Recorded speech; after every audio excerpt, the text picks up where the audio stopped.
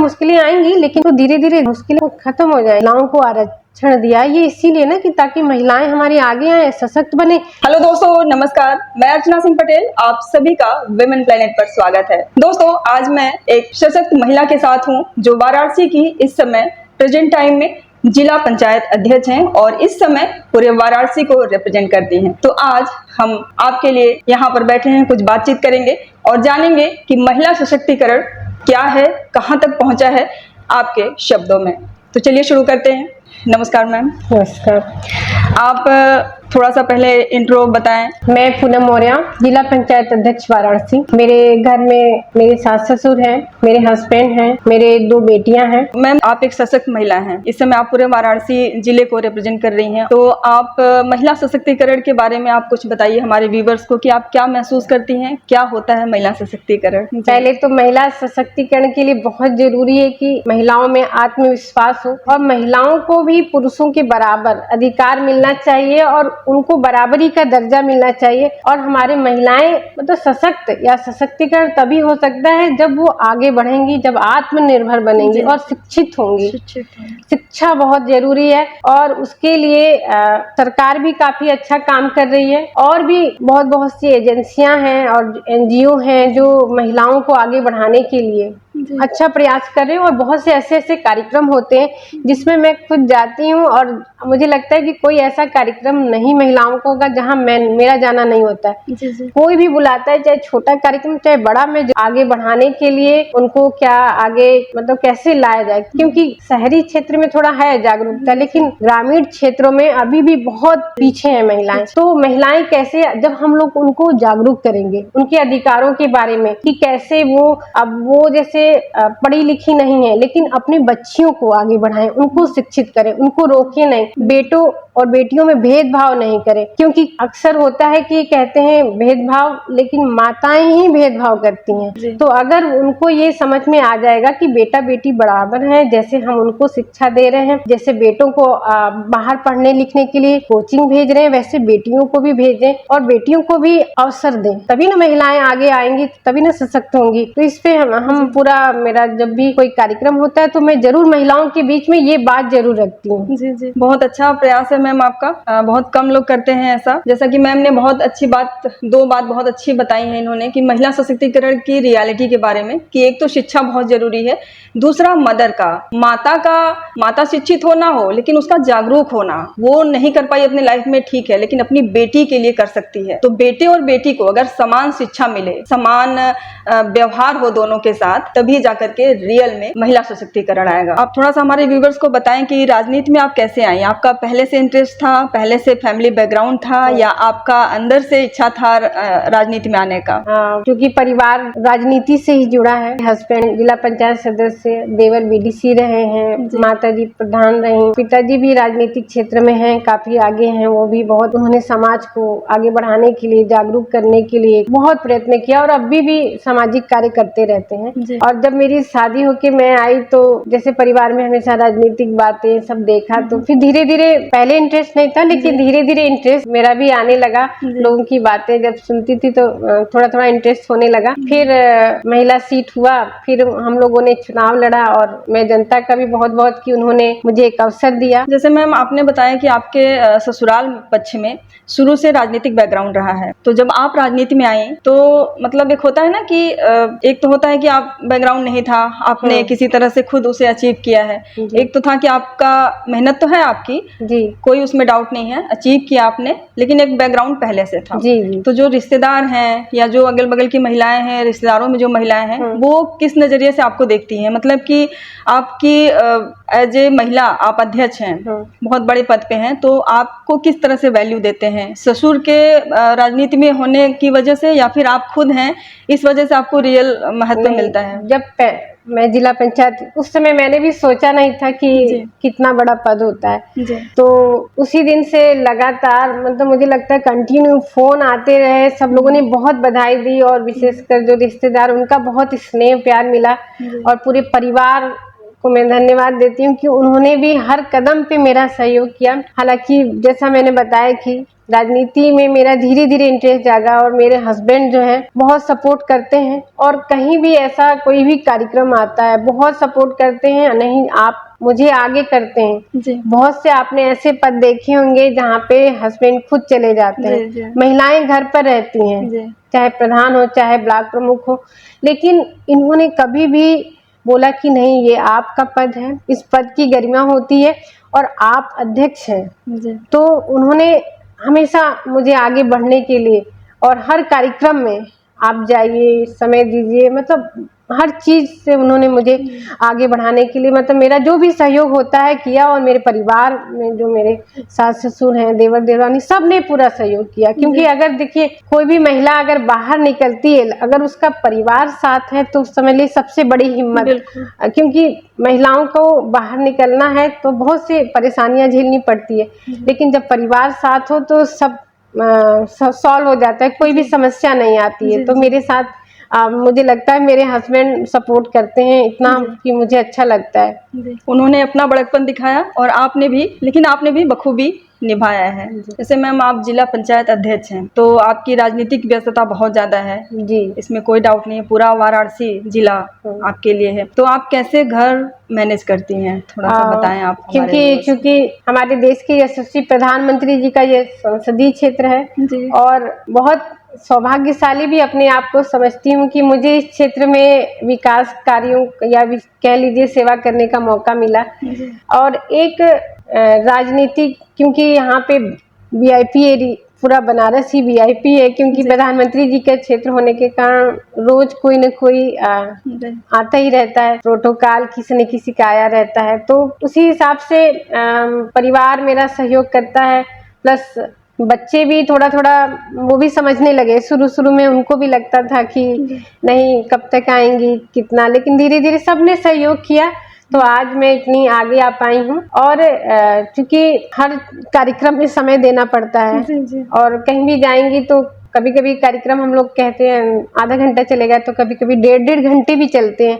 लेकिन सबका सहयोग मिलने की वजह से अगर मैं घर पे नहीं भी रहती हूँ तो घर पे चिंता करने की जरूरत नहीं होती है, मैनेज हो जाता है। घर पे मेरी सासू माँ है, मेरी देवरानी है, सब देखभाल कर लेते हैं। बेटियां कितनी उम्र की हैं आपकी? बेटियां एक मेरी क्लास 12th में गई है, वो 16 इयर्स की हो गई है जी और एक बेटी मेरी 7th में गई है, वो 12th ईयर की हो जाएगी। जैसे मैम राजनीतिक लाइन में आप आई हैं, लेकिन फिर भी एक होता है ना, उससे सबसे पहले हम एक महिला हैं जी और हमारी शादी हुई है, ससुराल है, तो कहीं ना कहीं होता है ना कि मेरी बहू, मेरी जी। पत्नी, मेरी माँ, तो कुछ भी आप बन जाएं, तो इन सब रिश्तों को आप जी, कैसे मैनेज जी। करती हैं? थोड़ा सा इसके बारे में, क्योंकि हाँ, हमारी कई महिलाएं, आपको पूरे देश की महिलाएं देख रही हैं, तो वो जानना चाहेंगे कि ऐसे कंडीशन में हो तो कैसे मैनेज करें।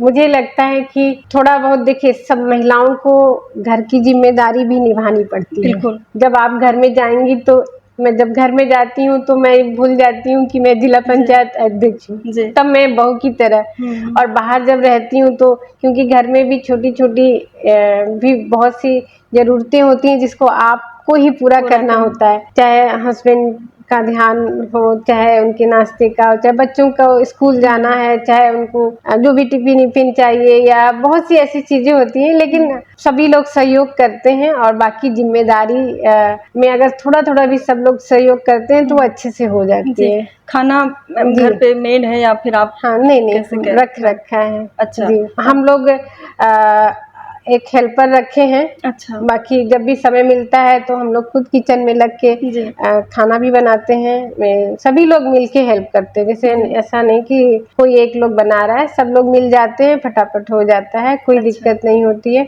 और मम्मी मेरी हैं, सासू माँ खुद इतनी बहुत हेल्प करती हैं, मेरी देवरानी हैं, पूरा संभाल लेती हैं। अगर मुझे जल्दी निकलना है, अगर मैं नहीं कुछ कर पाती हूँ तो वो लोग मैनेज कर लेते हैं। अच्छा जी कोई दिक्कत नहीं होती है। अगर बहुत जल्दी अर्ली मॉर्निंग में भी मुझे निकलना होता है तो ये नहीं कि मुझे जैसे बच्चों का देख तो वो भी मैनेज कर लेते हैं। अच्छा कि मतलब जैसे हम लोग बात कर लेते हैं कि मुझे इतनी जल्दी जाना है तो ठीक है, क्या क्या बनेगा उस हिसाब से हम लोग मैनेज कर लेते हैं। जी, मतलब इतने बड़े पद पे आने के बाद भी, और वो भी राजनीतिक क्षेत्र में, आप अपना घर भी पूरा लेकर के चल रही हैं, उसमें उसकी जिम्मेदारियों से आप भागी नहीं कि मतलब अब तो जैसे होता है ना कि आजकल महिला सशक्तिकरण को लेकर के लोग अलग एटीट्यूड बना लिए हैं माइंड में कि नहीं, मैं बस अब सफल हो गई तो अब मेरे लिए पीछे का कुछ भी नहीं है, जबकि रियलिटी ये नहीं है। रियलिटी ये है जो आप मैडम ने अपने शब्दों में बताया कि हम कुछ भी, कितने भी सफल हो जाएं, अपने सपनों को साकार कर लें, कुछ भी किसी भी पद पे पहुंच जाएं,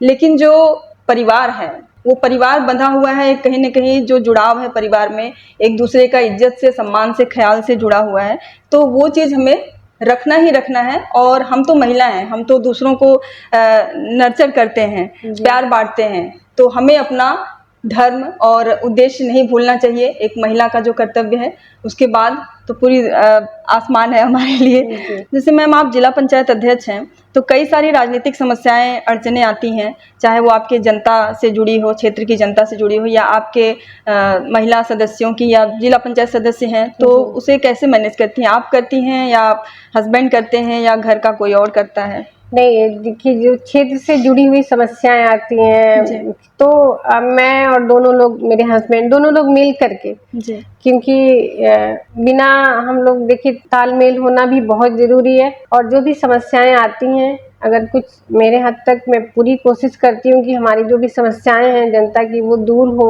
और दोनों लोग मिल करके, हस्बैंड वाइफ मिल के हम लोग मैनेज कर लेते हैं। जैसे मैम आपके सदन में, वाराणसी जिले में आपके सदन में आधा से ज़्यादा महिला जिला पंचायत सदस्य हैं, तो लेकिन देखने को ये मिलता है कि जबकि महिला सशक्तिकरण यहाँ पे देखा जा सकता है, तो लेकिन देखने को ये मिलता है कि वो खुद एक्टिव नहीं है, उनके हस्बैंड या घर का कोई और पर्सन एक्टिव है क्षेत्र में, तो आप उनके लिए क्या कहना चाहेंगे? हमारे यहाँ खुद मैंने देखा है 40 सदस्य हैं जी, मेरे को लेकर 40 जी, उसमें 21 जो है महिला सदस्य हैं जी। बहुत बड़ी बात, बहुत बड़ी बात, आधे से अधिक है जी। लेकिन क्षेत्र में हमारी जो महिला सदस्य हैं उतनी हम लोग दिखते नहीं हैं, हर जगह उनके हस्बैंड हैं। लेकिन मैं एक बात ये कहना चाहूँ कि जो महिलाएं हैं उनको खुद जागरूक होना पड़ेगा, उनको खुद आगे आना पड़ेगा। जब तक उनमें आगे आने की ललक नहीं होगी, जब आगे बढ़ने की जो उनमें ललक नहीं होगी, तो कुछ नहीं हो पाएगा।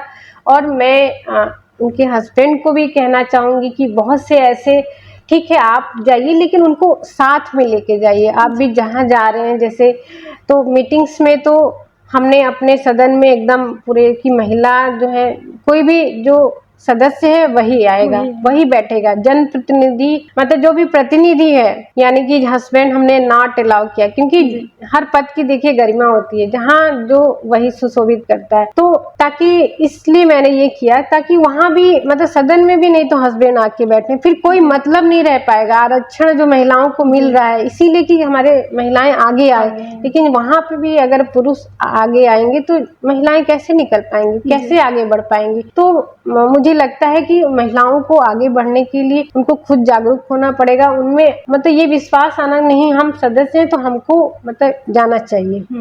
और उनके मैं परिवार को भी यही कहना चाहूंगी कि उनको पद मिला है तो आप लोग भी उनको सहयोग करें।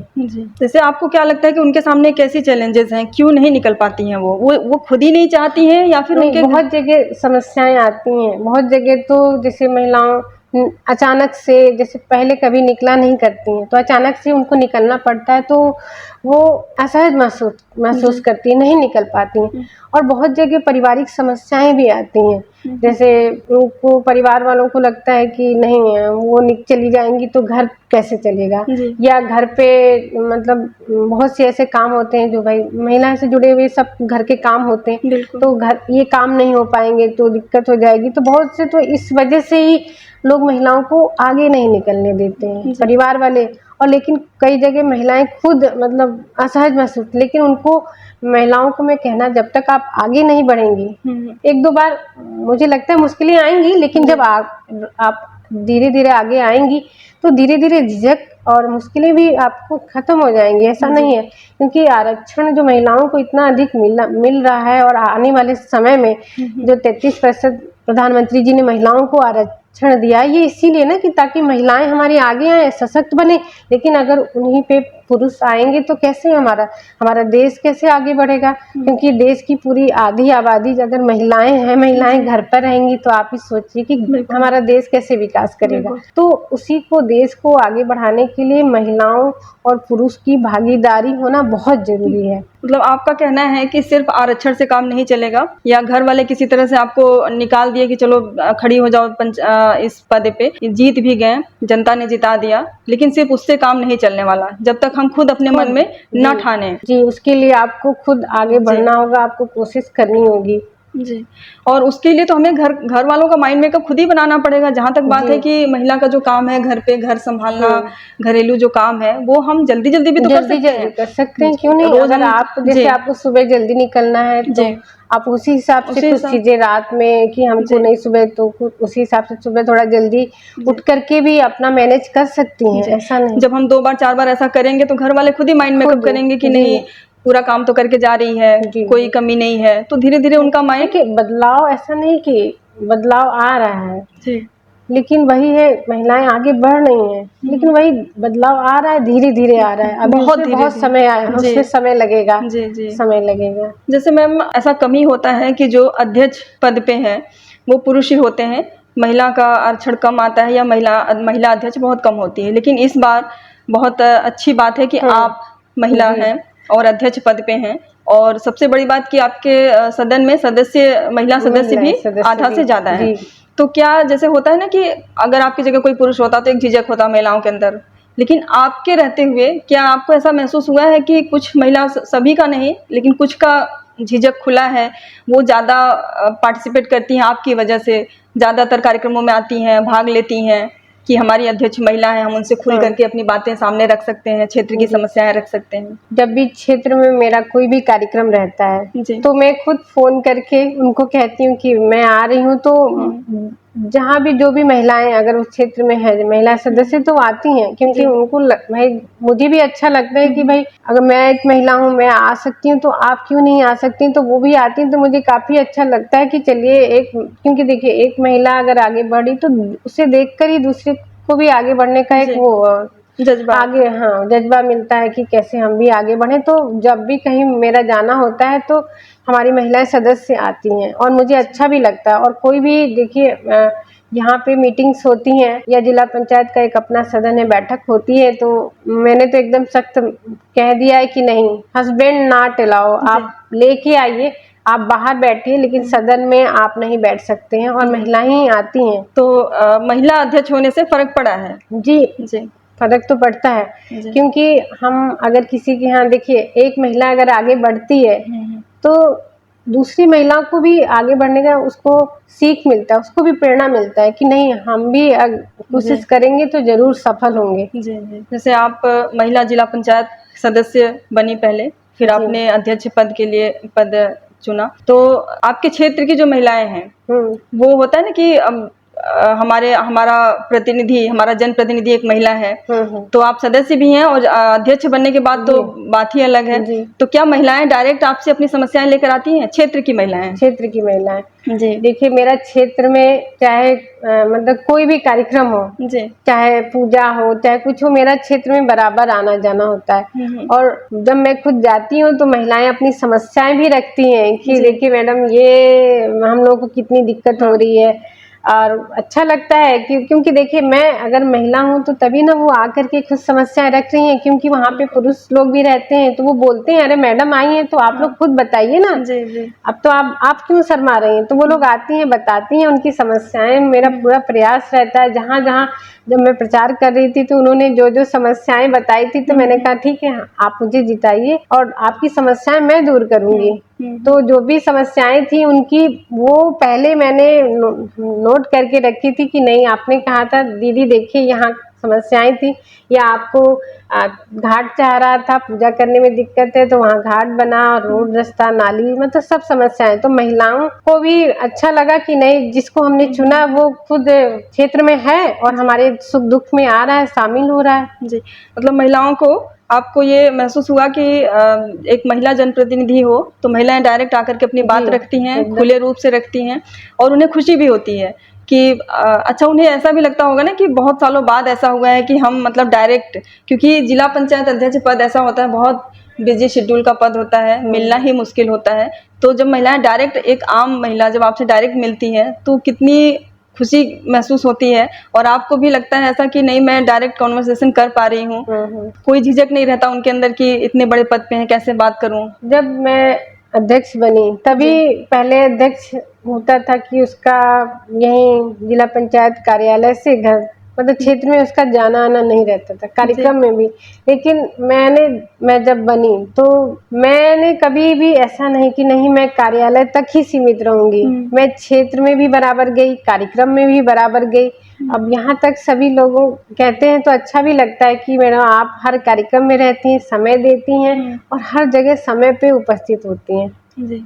तो पहले भी वो लोग उदाहरण भी देते हैं कि पहले भी ऐसे इस पद पे बहुत सी लोग रहे हैं, लेकिन आप जितनी एक्टिव रही हैं और महिला होकर आप एक्टिव हैं, तो हम सभी लोग इससे मतलब हम लोग सोचते हैं कि देखिए एक महिला होकर आप इतनी एक्टिव हैं। वही बात मैं कह रही हूँ कि एक महिला को गर्व होता होगा कि एक तो मतलब हमारी महिला नेता मिली हैं, अच्छी महिला नेता मिली हैं और हमें सुनने वाले मिली हैं। जैसे मैम आप महिला होकर के जिला पंचायत अध्यक्ष हैं, तो आप महिलाओं के लिए क्या कदम उठा रही हैं कि ताकि वो सशक्त बने, या फिर आपकी जो इनएक्टिव महिला जिला पंचायत सदस्य हैं उनको एक्टिव करने के लिए कुछ आप बताएं हमारे व्यूवर्स को। पहले तो देखिए महिलाएं जब कब आगे बढ़ेंगी, जब महिलाओं के अंदर भी आगे बढ़ने का ललक होगा, उनमें भी जज्बा होगा। अगर हम हमारी देश की जो या हमारे क्षेत्र की जो भी महिलाएं हैं शिक्षित होंगी, तभी वो समझ पाएंगी कि नहीं जरूरी है आगे बढ़ना महिलाओं का। और मेरा पूरा प्रयास रहता है जब भी मैं क्षेत्र में जाती हूँ तो महिलाओं को हमेशा मेरा बातचीत उनसे होता है, तो मैं खुद उनको कहती हूँ कि नहीं आप लोग आगे बढ़िए, जो भी समस्याएं अगर कुछ आती हैं तो आप मुझे बताइए। और बहुत से ऐसी प्रॉब्लम्स भी उनको आती हैं कि जैसे वो कुछ करना चाहती हैं, तो बहुत से हम लोग एनजीओ से संपर्क करवाया महिलाओं का। और बहुत से अब तो एनजीओ को भी बहुत अच्छे अच्छे काम कर रहे हैं। पूरे वाराणसी जिले में बहुत सारे एनजीओ हैं जो महिलाओं के ऊपर ही काम कर रही हैं, महिलाओं को ट्रेनिंग दे रही हैं कि कैसे महिलाएं जो है कुछ भी बनाना हो, चाहे सिलाई हो चाहे कढ़ाई हो, हर क्षेत्र में देखिए तो महिलाओं को वो लोग ट्रेनिंग दे रहे हैं। फिर निःशुल्क ट्रेनिंग भी हो रही है, फिर उनको थोड़ी सी मदद करके जो भी उनको जो भी चाहिए उनको दे रहे हैं, फिर महिलाएं सीख भी रही हैं। और इसमें सरकार भी बहुत सहयोग कर रही है महिलाओं को आगे बढ़ाने में। देश के यशस्वी प्रधानमंत्री जी इस समय महिलाओं को पूरा फोकस है कि कैसे हमारे देश की महिलाएं आत्मनिर्भर बने, और उनकी बहुत सी योजनाएं खुद आ रही हैं महिलाओं के ऊपर। और उन्होंने एक स्वयं सहायता समूह भी बनाया है जो पूरे मतलब जिले में मुझे लग रहा है कि बहुत अच्छा काम कर रही हैं। और मैं तो कुछ क्षेत्र में जाती हूँ ना, मैंने देखा है महिलाएं जो हैं काफी कॉन्फिडेंस उनमें आ गया है, क्योंकि देखिए आत्मनिर्भर होंगी, आपके हाथ में भी पैसे आएंगे, अपने परिवार के लिए भी आप कुछ कर सकेंगी, तो निश्चित तौर पे आप में आत्मविश्वास बढ़ेगा।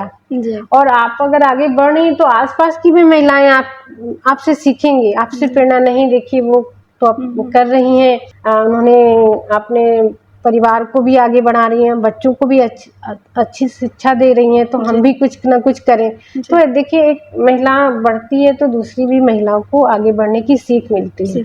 जैसे एक महिला के साथ वैसे भी बहुत सारे प्रॉब्लम्स रहती हैं, पर्सनल प्रॉब्लम्स और क्षेत्र में भी बहुत सारे प्रॉब्लम्स, तो डेली की समस्याओं से आप कैसे जूझती हैं? देखिए अगर सब बहुत से मानती हूँ मैम कि समस्याएं होती हैं, लेकिन अगर हम जैसे सामंजस्य बना के चले तो समस्याएं काफ़ी हद तक हमारी ऐसे ही सॉल्व हो जाती हैं, सुलझ जाती हैं। तो मुझे लगता है कि अगर हम लोग अपनी ज़िंदगी में बहुत से ऐसी चीज़ें होती हैं जिसको थोड़ा सा इग्नोर करते हैं, नहीं चलिए तो बहुत सी ऐसी समस्याएं हमारी खत्म हो जाती हैं। मतलब आपका कहना है कि किसी चीज़ को पकड़ के ना रखें, हाँ जी, इग्नोर करना सीखना है हमें जी। और आप बस आपको अगर आगे जाना है तो बहुत सी चीज़ें आपको इग्नोर करनी पड़ती हैं।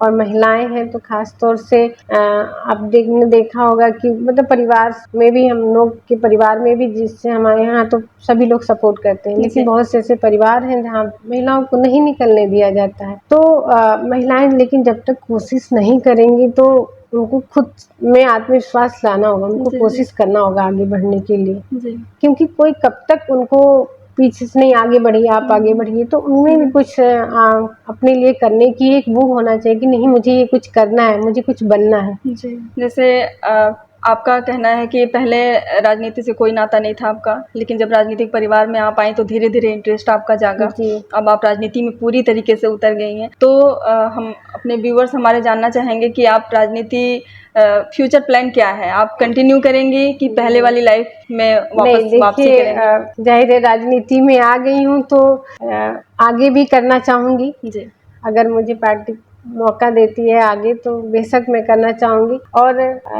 परिवार भी मेरा पूरा सपोर्ट करता है इसके लिए, जी, और पार्टी जहाँ मतलब जो भी मौका देगी मैं आगे करना चाहूँगी, और अपने जो क्षेत्र की महिलाएं हैं उनके लिए भी आगे मैं करना चाहूँगी। जी। बहुत अच्छा मैम ने जैसे संदेश दिया कि अब करना चाहेंगी कंटिन्यू, क्योंकि अब राजनीति में जब आ गई हैं तो कई लोगों से जुड़ाव आ गया, और सबसे बड़ी बात एक ऐसी जिम्मेदारी आ गई है, आ जाती है कि अब आप अकेली नहीं रहीं। जी। अब आप परिवार की या आप इंडिविजुअल नहीं रह गई, आप पूरे देश की महिलाओं को रिप्रेजेंट कर रही हैं। तो कहीं न कहीं सब देख कर के आपको सीखते हैं। तो आपसी जाना आपका एक बार होगा कि हाँ, मतलब महिलाओं को प्रेरणा दब जाएगा, लेकिन आपको जब उभरता हुआ देखेंगे, आपका संघर्ष देखेंगे रेगुलर, तो उन्हें प्रेरणा मिलेगी, और जो लोग आपको देख के चल रहे हैं उन्हें मोटिवेशन मिलता रहेगा। तो ये बहुत बड़ा इनिशिएटिव आपकी, बहुत अच्छी सोच है कि आप इसे कंटिन्यू करेंगी। जैसे मैम महिला का राजनीति में आना अभी के हिसाब से बहुत बड़ा कदम है महिला के लिए। तो महिलाओं के लिए राजनीति में क्या-क्या चैलेंजेस होती हैं? पहले तो देखिए, महिलाएं मुझे लगता है राजनीति में बहुत कम है, जी। और मैं कहना चाहूँगी कि आप अधिक से अधिक राजनीति में आना चाहिए महिलाओं को।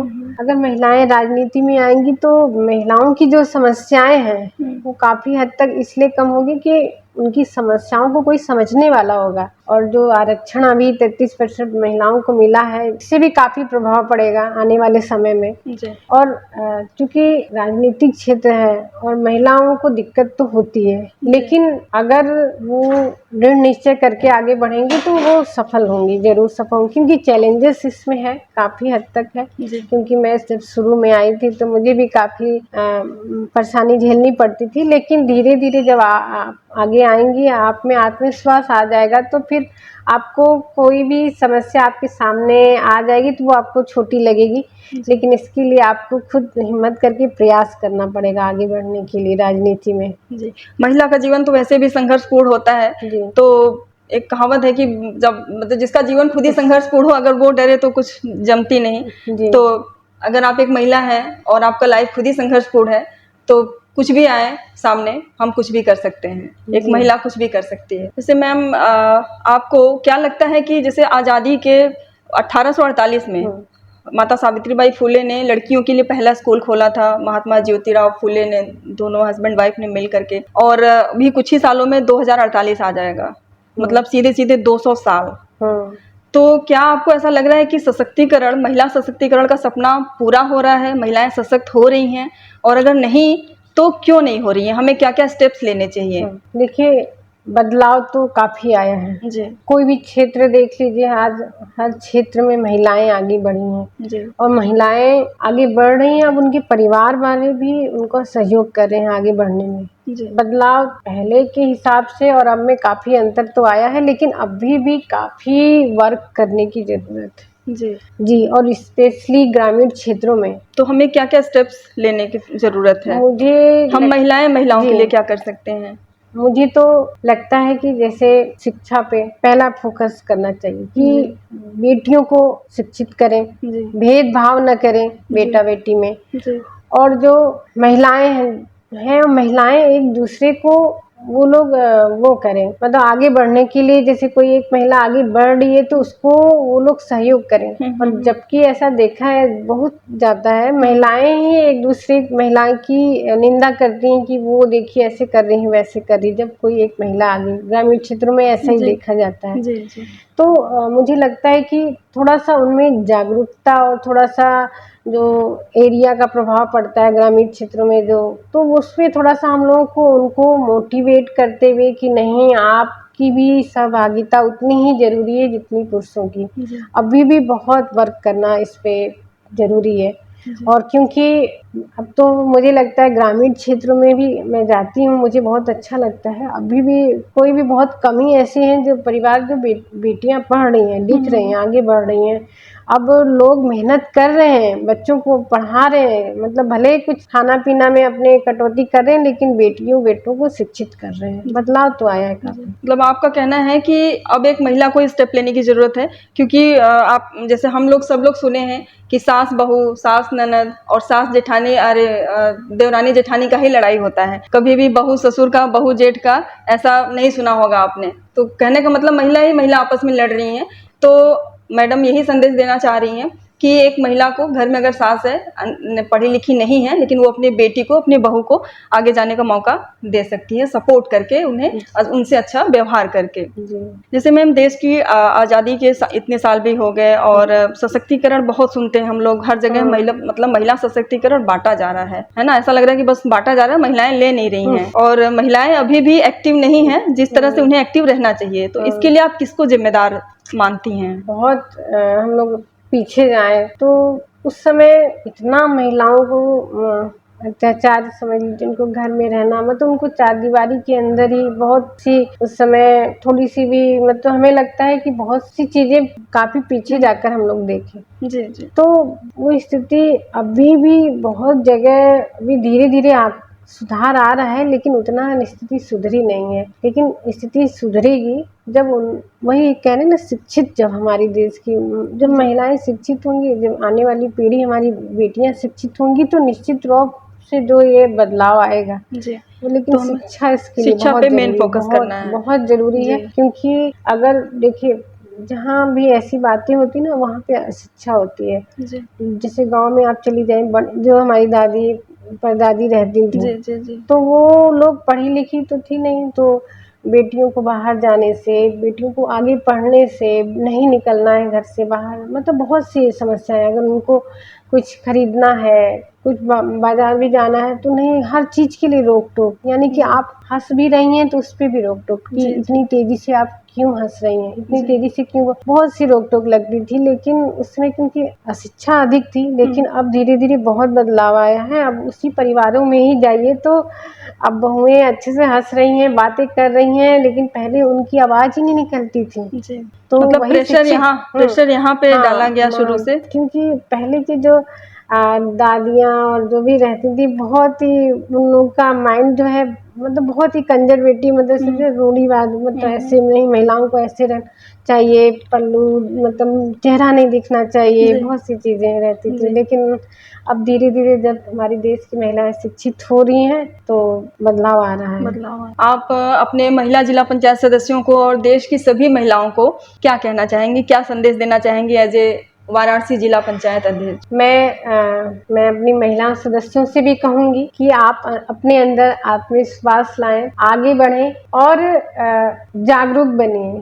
अपने जो आपके अधिकार हैं, आप अपने अधिकारों को समझिए, और कभी भी, क्योंकि आप एक महिला हैं तो माता हैं, तो कभी भी अब बेटा और बेटियों में भेदभाव ना करें और बेटियों को आगे बढ़ाएँ, उनको शिक्षित करें, क्योंकि जब हमारे देश की जो बेटियाँ, जो आने वाली पीढ़ी अगर शिक्षित होगी, तो निश्चित तौर पे हमारे देश की महिलाएँ आगे बढ़ेंगी, आत्मनिर्भर बनेंगी और हमारा देश आगे बढ़ेगा। तो इसके लिए शिक्षा पे मेन फोकस, शिक्षित होइए, और शिक्षित होने के बाद आप, मतलब अपने आप आत्मनिर्भर भी बनिए, आगे बढ़िए। जब आप आर्थिक रूप से मजबूत बनेंगी, तभी आप में आत्मविश्वास आएगा। ऐसे चेयरमैन बनने के बाद आपने स्पेशली महिलाओं के लिए क्या किया है? क्योंकि आप एक महिला जिला पंचायत अध्यक्ष हैं। देखिए, महिलाओं के बीच में मेरा अक्सर जाना रहता है। जी, और जो भी समस्याएँ आती हैं, कोशिश रहती है, अगर पुलिस से जुड़ी हुई उनकी समस्याएँ हैं, या तो उनको मैं पूरी हद तक उनकी मदद करती हूँ। खुद कॉल करके भी मैं कमिश्नर से बात करती हूँ। अगर कुछ क्षेत्र में से जुड़ी हुई जो भी समस्याएँ आती हैं, तो वो भी मैं सॉल्व करती हूँ। और भी बहुत से ऐसी चीज़ें होती हैं, जब उन्होंने मुझे तकलीफ़ के बारे में भी कुछ ऐसी बताते हैं, तो पूरा मतलब हर तरफ से मैं उनकी सॉल्व करती हूँ, और जहाँ भी ज़रूरत होती है, वहाँ मैं जी, उनके साथ कंधे से कंधा मिलाकर खड़ी रहती हूँ, कि नहीं, उनको भी लगना चाहिए कि नहीं, हम लोग जिस जिसके चुने हैं, जिसको चुने हैं, वो हमारे साथ है, हमारे सुख दुख में साथ है। और पूरा मतलब महिला हूँ तो इसलिए नहीं कि घर पे तो मैं भी आगे बढ़ती हूँ तो मुझे भी अच्छा लगता है और उन लोगों को भी अच्छा लगता है कि नहीं दीदी आज आगे बढ़ी तो हम लोग भी उनको देख के हम लोगों को भी आगे बढ़ना है। जैसे आपका स्कूल है तो उसमें कुछ लड़कियों के लिए, महिलाओं के लिए खास फैसिलिटी कुछ? बेटियों को स्पेशली हम लोग शिक्षित करने के लिए, बेटियों को आगे बढ़ाने के लिए हम लोग फीस तक हम लोगों ने कम किया है। नहीं आप बेटियों को पढ़ाइए। और हमारे स्कूल में आपको जानकर अच्छा लगेगा कि जो गरीब परिवार के हैं, जो इतना पैसा नहीं है कि वो बड़े बड़े स्कूल में पढ़ा सके, वैसे लोग हमारे यहाँ आते हैं। अच्छा जी क्योंकि पिताजी जो है और माता जी हैं वो लोग बोले कि नहीं हमें शिक्षा पे काम करना है। तो जब हम लोग खुद ही बड़े स्कूलों की तरह ज़्यादा फीस लेंगे तो वो गरीब तबके के जो हैं वो लोग कैसे बच्चों को अपनी अच्छी से अच्छी शिक्षा दे पाएंगे। तो इसलिए हम लोग कम मतलब कह लीजिए कम फीस में अच्छी शिक्षा देने का हम लोग प्रयत्न पूरा करते हैं। एक सबसे बड़ा सवाल है, जैसे आपने बताया कि आपकी 2 बेटियां हैं, तो मैं भी जानना चाहूँगी, हमारे व्यूवर्स भी जानना चाहेंगे कि क्या निकट भविष्य में या आने वाले भविष्य में आपकी बेटियां भी राजनीति में सक्रिय होंगी? अब अभी तो देखिए वो लोग काफ़ी छोटी हैं, पढ़ रही हैं, लिख रही हैं। अभी उनका पूरा फोकस पढ़ाई लिखाई पे है और मेरा कोई भी में दबाव नहीं। आगे उनकी जैसी इच्छा होगी मतलब उनके लिए पूरा जो भी करना चाहे कर सकते हैं। बहुत बहुत धन्यवाद मैडम, जो आपने हमारे व्यूवर्स को इतना मोटिवेशन दिया। आप एक प्रेरणादायक पद पे हैं और आप उसे बखूबी निभा रही हैं और एक महिला के लिए, पूरे देश की महिलाओं के लिए आप एक सशक्त महिला हैं और आपसे एक अच्छा संदेश जाएगा देश की महिलाओं में, हमारे व्यूवर्स में। तो आपका बहुत बहुत धन्यवाद। नमस्कार। नमस्कार।